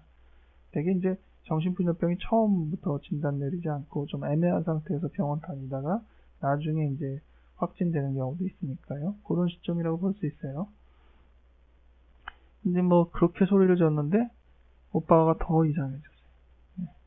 입원하기 며칠 전 저녁 기억은 지울 수가 없는데, 이 반쯤 문이 열려있는데 오빠 모습이 보니까 넉나간 사람, 그리고 바지와 팬티는 반쯤 내려진 채로 멍하게 있고, 그 꿈속에서 치마가 찢어졌다는 것과 혹시 여러분들 연상이 같이 되지 않으세요? 부모님은 없어요. 자기와 오빠 둘만 있어요. 그러니까 오빠가 이게 제정신이 아닌데 어떻게 될지 모르는 거예요. 화들짝 놀란 내담자는 자기 방에 들어가서 문을 잠갔습니다. 왜 잠갔겠어요? 오빠와 나와의 사이에서 어떠한 식으로든 불미스러운 그게 성적인 문제든 또 폭력의 문제든 아니면 그냥 병적인 해체의 문제든 간에 어떤 그게 나와 관련이 된다면 끔찍한 일이니까 자르는 거잖아요. 문을 닫아버린단 말이에요. 그리고 숨죽인 채 가만히 있고, 부모님 오신 다음에 이렇게 나와보니까 오빠는 집에 없어요. 어떻게 했는지 하여튼 나갔어요. 그러니까 이제 오빠의 모습에 대해서 어머니한테 얘기했고, 결국 어머니도 이게 무슨 일이냐고 한 다음에 며칠간 오빠 본 다음에 이제 입원을 시켰다는 거죠. 이러한 경험은 결과적으로 내담자의 성적인 문제에 대해서 심한 억압을 유발시킬 수밖에 없겠죠. 그가 갖고 있는 여성성이 발휘될 때 이러한 지금 점들이 상당한 걸림돌을 작용해서 건강한 여성성을 갖지 않게 하고 왜곡시키고 힘들게 만들 겁니다. 이 가족 이야기는 당연히 앞서서 나왔던 작업의 연장으로 나왔다는 점에서 의의가 있는 것이지, 단순히 비밀스러운 어떤 하나의 정보를 하나 꺼냈다라는 면에서는 의미는 없어요. 지금까지 했던 작업과 연결되어서 의미가 있기 때문에 더 소중한 것이 가치가 있는 거예요. 만약 어떤 사람은 이런 얘기 첫 시간에도 할 수 있을지 몰라요. 이 내담자도 어떤 면에서 조금 이렇게 대범하고 그러면 이 얘기 자체는 아마 첫 시간에 이런 얘기 했을지도 몰라요. 하지만 그것이 감정으로 건드려지고 정말 내 안에서 이 문제가 여성성과 관련되어 있구나라는 걸 느끼는 것은 지금까지 1번부터 11번까지의 치료자와의 교류 작업이 쭉 있은 다음에 비로소 12번 이 가족 이야기 정도 시간쯤에 이제 작업이 되는 것이라고 볼 수 있습니다. 해석은 이제 지금까지의 진행 안에서 우리가 서로 이해가 되었었던 부분들을 정리를 했어요. 이 얘기들은 이제 치료자가 내담자한테 하나하나 이렇게 차분하게 얘기해주면은 내담자가 듣고 고개를 끄덕일 법한 그러한 이야기들이죠. 해석은 결코 치료자의 얘기를 내담자가 받아들일 수도 없는 상태에서 화두처럼 던지는 게 아닙니다. 해석은 이미 두 사람이 충분히 작업된 상태에서 정말 그렇지라고 이렇게 맞장구를 어느 정도 충분히 칠 수 있는 단계에서 제공되는 것이에요. 그래서 해석은 내용 자체보다도 시기가 중요하다는 얘기 했었죠. 그래서 이러한 얘기들을 쭉 이렇게 다 한번 생각해 보시면 좋을 것 같아요. 근데 이러한 해석 작업을 통해서 내담자는 추가 연상을 했습니다. 이러한 정도의 작업이 진행되자 그래서 내가 그랬구나, 그래서 있구나, 이런 이해를 하자 같이 이제 따라오는 것이 있는데, 즉 이것은 이 통찰, 어느 정도의 그 새로운 사실에 대한 정확한 이해에 따른 반응이에요. 통찰이 있으면은 다른 것도, 이것도 그렇구나, 저것도 그렇구나, 이렇게 연결되는데, 그런 상태에서 끌어당긴 게 뭐냐. 내가 치료자한테 개인 분석 받으려고 결심한 것도 이 남성성, 여성성과 관련이 있는 거구나. 그것들이 이제 묻혀있던 감정이 이제 올라오는 거예요. 그래서 치료자도 치료자를 남성으로 본 적이 없었다라고 처음에 그 저항적인 부분과 달리 실은 치료자가 자신이 생각하는 남성성이 잘 맞는다고 여겼던 점이 이제 강의를 듣거나 이럴 때 갖고 있던 막연한 치료자에 대한 그 이미지죠. 그리고 자기는 이제 막 상담 공부를 시작한 시점이기 때문에 치료자는 이제 뭐 개인적으로 만날 수 있는 시간은 없는, 조금 멀리 있는 사람이란 말이에요. 근데 이 개인 분석 시간을 가지면은 뭐 자기의 경력이 부족하더라도 만날 수 있으니까 교류할 수 있는 기회를 얻는다는 점에서 내심 그런 부분이 있었다라는 것들을 본인이 발견했다는 거죠. 이런 것들을 얘기한다는 자체도 상당한 그 자기 이해고 용기이고 또 보다 더 자기를 적나라하게 보고자 하는 그러한 태도라는 면에서 정말 칭찬할 만합니다. 물론 지금 제가 얘기하고 있는 이 사례, 제가 처음에도 적어놨지만은 한 사람의 사례는 아니에요. 여러 사례들을 조금 더 여러분들이 일목요연하게 보기 위해서 조금 더 이렇게 미화하고 또 잘된 사례로 정리를 하는 것입니다. 실제로 상담을 할 때 잘 끝났다, 이렇게 정말 진행이 잘 된다, 이런 느낌으로 되는 사례들은 썩 많지 않아요. 굉장히 난관이 많고 지지부진하고 그런 경우도 꽤 많습니다. 이제 마지막으로 치료는 아직 중반기입니다. 이게 지금 후반기도 아니고, 그래서 치료에서는 많이 다뤄야 될 것들을 여전히 과제로 남겨 있습니다. 그래서 처음에 이 지능계열 관계는 실은 거의 언급도 그때 처음 언급한 이후로 이후에 이제 치료자와의 관계를 통해서 많은 것들을 발견할 수 있는 계기를 만들어준 게 실은 이 지능계열 관계 이야기인데, 그 자체 이야기는 또 별로 하지 못했고, 또 그 이야기를 어떻게 또 해결하기 위해서 지능계와 어떤 교류가 또 필요한지 이런 것도 실은 거의 작업이 되지 않았어요.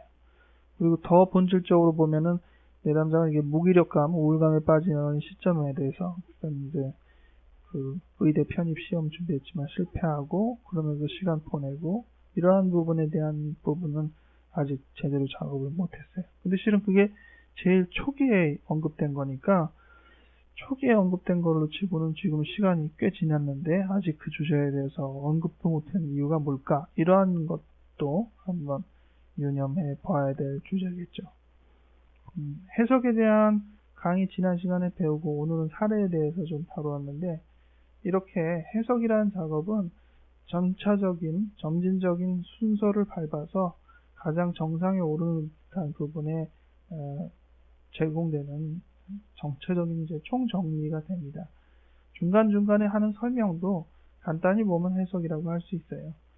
하지만 이러한 더 좀 본질적이고 깊이 있는 해석이 단계에 이르기까지는 사전 작업이 많이 필요하다. 이러한 정도로 여러분들이 이 상담의 과정에 대해서 생각해 보셨으면 좋겠습니다. 여러분들이 상담하면 떠오르는 이미지가 많이 있으실 텐데, 지금 제가 설명해 드렸던 이런 분석 상담의 진행 방식이 익숙한지 아닌지, 또 본인이 생각하는 것과 많이